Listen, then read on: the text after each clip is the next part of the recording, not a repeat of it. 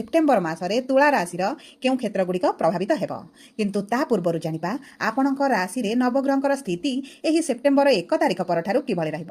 ଦେଖନ୍ତୁ, ଆପଣଙ୍କର ପଞ୍ଚମ ଗୃହରେ ରାହୁ, ଷଷ୍ଠ ଗୃହରେ ଶନି, ନବମ ଗୃହରେ ଗୁରୁ, ଦଶମ ଗୃହରେ ଶୁକ୍ର, ଏକାଦଶ ଗୃହରେ ସୂର୍ଯ୍ୟ, କେତୁ ଏବଂ ବୁଧ ଏବଂ ଦ୍ୱାଦଶ ଗୃହରେ ମଙ୍ଗଳ ବିରାଜମାନ କରିଛନ୍ତି, ଯାହାଫଳରେ ସେହି ଗୃହଗୁଡ଼ିକ ଅଧିକ ପ୍ରଭାବିତ ହେବ। କିନ୍ତୁ ଆପଣଙ୍କର ଏହି 15 ତାରିଖ ଦିନ ମଙ୍ଗଳ ଆସୁଛନ୍ତି ଆପଣଙ୍କ ରାଶିକୁ। ତେଣୁକରି ଆପଣଙ୍କ ରାଶିରେ ତ କିଛି ନା କିଛି ପରିବର୍ତ୍ତନ ନିଶ୍ଚିତ ଦେଖିବେ। ତେବେ ସର୍ବପ୍ରଥମେ ଆସନ୍ତୁ ଜାଣିବା ଆପଣଙ୍କର ସ୍ୱାସ୍ଥ୍ୟ କିଭଳି ରହିବ। ଦେଖନ୍ତୁ, ସ୍ୱାସ୍ଥ୍ୟ କୁଣ୍ଡଳୀର ପ୍ରଥମ ଗୃହରୁ ଜଣାପଡ଼େ। ତା ସହିତ ଆପଣଙ୍କ ରୋଗ, ଋଣ, ରିପୁର ଗୃହ ଯେହେତୁ ଷଷ୍ଠ ଗୃହ, ସେହି ଗୃହ ମଧ୍ୟ ଆପଣଙ୍କ ସ୍ୱାସ୍ଥ୍ୟ ବିଷୟରେ କିଛିଟା ସୂଚନା ପ୍ରଦାନ କରିଥାଏ। ତେବେ ଦେଖନ୍ତୁ, ଆପଣଙ୍କର ରାଶିର ସ୍ୱାମୀ ଶୁକ୍ର ଦଶମ ଗୃହରେ ଅଛନ୍ତି। କିନ୍ତୁ 15 ତାରିଖ ପରେ ଶୁକ୍ର ଆପଣଙ୍କର ଏକାଦଶ ଗୃହକୁ ଗୋଚର କରିବେ, କେତୁଙ୍କ ପ୍ରଭାବରେ ରହିବେ। ଦେଖନ୍ତୁ, 15 ତାରିଖ ପରଠାରୁ ଆପଣଙ୍କ ସ୍ୱାସ୍ଥ୍ୟରେ ଧୀରେ ଧୀରେ ଉନ୍ନତି ପରିଲକ୍ଷିତ ହେବ। କାରଣ ମଙ୍ଗଳ ଯେହେତୁ ଊର୍ଜାବାନ ଗ୍ରହ, ଆପଣଙ୍କ ରାଶିକୁ ଗୋଚର କରିବା ପରେ ଆପଣଙ୍କ ଇମ୍ୟୁନିଟି ପାୱାରରେ ଗ୍ରୋଥ୍ ହେବ। ଆପଣଙ୍କ ରୋଗ ପ୍ରତିରୋଧକ ଶକ୍ତି ବଢ଼ିବା ସହିତ ଆପଣଙ୍କର ପୂର୍ବରୁ ଯଦି କିଛି ସ୍ୱାସ୍ଥ୍ୟ ସମସ୍ୟା ଥିଲା, ତାହା ମଧ୍ୟ ଆପଣଙ୍କର ଧୀରେ ଧୀରେ କମିବା ଆରମ୍ଭ ହେବ। କିନ୍ତୁ ଯେହେତୁ ଆପଣଙ୍କର ଶୁକ୍ର ଆପଣଙ୍କର କେତୁଙ୍କ ଦ୍ୱାରା ପୀଡ଼ିତ ରହିବେ, ତେଣୁକରି ଆପଣଙ୍କର ବ୍ଲଡ୍ ପ୍ରେସର ହେଉ, ଡାଇବେଟିସ୍ ହେଉ, କୋଲେଷ୍ଟ୍ରଲ୍ ହେଉ କିମ୍ବା ବ୍ଲଡ୍ ରିଲେଟେଡ୍ ଯଦି ବି କିଛି ଆପଣଙ୍କ ସ୍ୱାସ୍ଥ୍ୟରେ ସମସ୍ୟା ଚାଲିଛି, ସେଥିରେ ଟିକେ ବଢ଼ିବାର ବା କମିବାର ଉଚ୍ଚ ନିଚ ଭଳି ପରିସ୍ଥିତି ଆପଣ ଟିକେ ଦେଖିପାରନ୍ତି। ସେଥିପ୍ରତି ଆପଣଙ୍କୁ ଟିକେ ସଚେତନ ରହିବାକୁ ପଡ଼ିବ। କାରଣ ଦେଖନ୍ତୁ, ଆପଣଙ୍କ ରାଶିର ସ୍ୱାମୀ ଯେହେତୁ କେତୁଙ୍କ ଦ୍ୱାରା ପୀଡ଼ିତ ହେବେ ଏବଂ ଏହି ଏକାଦଶ ଗୃହରେ ବିରାଜମାନ କରିବେ ସୂର୍ଯ୍ୟଙ୍କ ଗୃହରେ, ତେଣୁକରି ଆପଣଙ୍କର ଏହି ବ୍ଲଡ୍ ରିଲେଟେଡ୍ ସମସ୍ୟାଟି ବଢ଼ିପାରେ। ନଚେତ ଯଦି ମୋଟାମୋଟି ଭାବେ ଦେଖିବା, ଆପଣଙ୍କ ସ୍ୱାସ୍ଥ୍ୟରେ ବିଶେଷ ସମସ୍ୟା ଆପଣ ଦେଖିବେନି। ଯେହେତୁ ଶନି ଆପଣଙ୍କ ଷଷ୍ଠ ଗୃହରେ ଅଛନ୍ତି, ଆପଣଙ୍କର ରୋଗକୁ ନାଶ କରିବେ, ଶତ୍ରୁ ନାଶ କରିବେ, ଆପଣଙ୍କର ଯଦି ଋଣ କରଜ ବି ରହିଛି ତାହା ମଧ୍ୟ ଆପଣଙ୍କର ଶେଷ ହୋଇଯିବ। ଦେଖନ୍ତୁ, ଯେହେତୁ ଶନି ଆପଣଙ୍କର ବକ୍ରି ଅଛନ୍ତି, ତେଣୁକରି ଆପଣଙ୍କ ଆଣ୍ଠୁ ଗଣ୍ଠିରେ କିଛିଟା ଯନ୍ତ୍ରଣା ଦେଖାଦେଇପାରେ। ଅସ୍ଥିଗତ ସମସ୍ୟା ହୋଇପାରେ, କାନ୍ଧରେ ଯନ୍ତ୍ରଣା ହୋଇପାରେ, ଅଣ୍ଟାରେ ପେନ୍ ହୋଇପାରେ।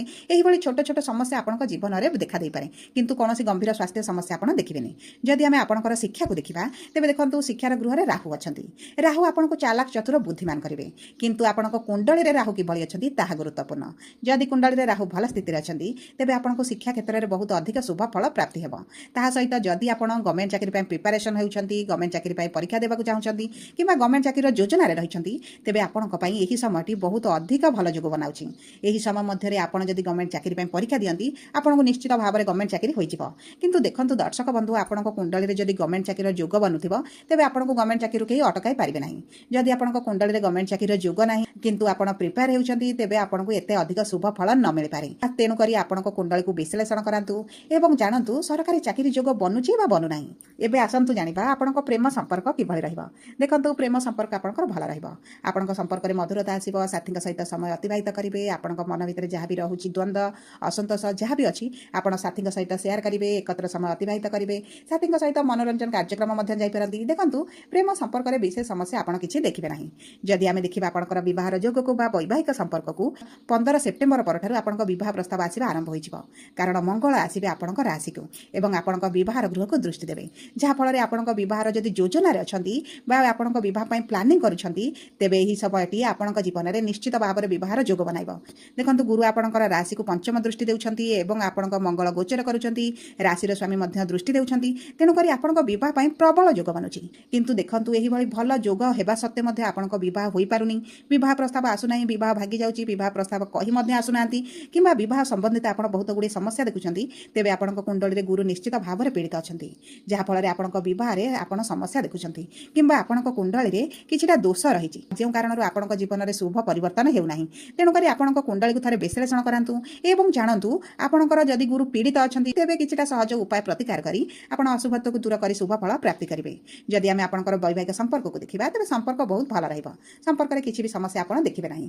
ଯଦି ବି ପୂର୍ବରୁ ସମସ୍ୟା ଚାଲିଥିଲା, ତାହା ଆପଣଙ୍କର ଦୂର ହୋଇଯିବ। ଦେଖନ୍ତୁ, ଗମ୍ଭୀର ସମସ୍ୟା ଆପଣଙ୍କ ସମ୍ପର୍କରେ କିଛି ଆସିବ ନାହିଁ। ଯଦି ଆମେ ଦେଖିବା ଆପଣଙ୍କର କର୍ମକ୍ଷେତ୍ରକୁ, ତେବେ କର୍ମକ୍ଷେତ୍ରରେ ଶୁକ୍ର ଅଛନ୍ତି, କିନ୍ତୁ ଶୁକ୍ର ଆପଣଙ୍କର ଲାଭର ଗୃହକୁ ଯିବେ। ତେଣୁକରି ଆପଣ ବ୍ୟବସାୟ ଯଦି ହୋଇଯାଇଥିବେ, ଆପଣଙ୍କ ପାଇଁ ସୁବର୍ଣ୍ଣ ସୁଯୋଗ ଆସୁଛି। ନିଜ ବ୍ୟବସାୟକୁ ଅଧିକ ବଢ଼ାଇବା ପାଇଁ, ନୂତନ ବ୍ୟବସାୟ ଆରମ୍ଭ କରିବା ପାଇଁ କିମ୍ବା ଦେଖନ୍ତୁ, ଆପଣଙ୍କ ବ୍ୟବସାୟରେ ଏପର୍ଯ୍ୟନ୍ତ ଆପଣ ଲସ୍ ଦେଖୁଥିଲେ, ବେପାର ହୋଇନଥିଲା ବୋଲି ଲାଗୁଥିଲା କିମ୍ବା ଆପଣଙ୍କ କମ୍ପିଟିଟରମାନେ ଆଗକୁ ଯାଉଥିଲେ, ଆପଣ ପଛରେ ରହିଯାଉଥିଲେ, ତେବେ ଏହି ସମସ୍ୟା ଆପଣଙ୍କର ସମାପ୍ତ ହେବ। କାରଣ ବୁଧ ବକ୍ରି ରହିଛନ୍ତି ମାର୍ଗୀ, ଆପଣଙ୍କର ଶୁକ୍ର ଗୋଚର କରୁଛନ୍ତି ଲାଭର ଗୃହକୁ। ଯେହେତୁ ଆପଣଙ୍କ ରାଶିର ସ୍ୱାମୀ ଲାଭର ଗୃହରେ ରହିବେ, ଆପଣଙ୍କ ଆର୍ଥିକ କ୍ଷେତ୍ରରେ ନିଶ୍ଚିତ ଲାଭ ପ୍ରଦାନ କରିବେ। ତାହା ସହିତ ଦେଖନ୍ତୁ, ଆପଣଙ୍କର ଦ୍ୱିତୀୟ ଗୃହ ବା ଧନର ଗୃହର ସ୍ୱାମୀ ମଙ୍ଗଳ ଆପଣଙ୍କ ରାଶିକୁ ଆସୁଛନ୍ତି। ଏହି ସମୟ ମଧ୍ୟରେ ଆପଣ ଅର୍ଥ ସେଭିଂ କରିବା ପାଇଁ ବହୁତ ଅଧିକ ଚିନ୍ତା କରିବେ। ଆପଣଙ୍କର ଅର୍ଥ ଇନକମ୍ ବଢ଼ିବ, ଅର୍ଥ ସେଭିଂ ହେବ। କର୍ମକ୍ଷେତ୍ରରେ ଆପଣ ନିଶ୍ଚିତ ଭାବରେ ଶୁଭ ପରିବର୍ତ୍ତନ ଦେଖିବେ।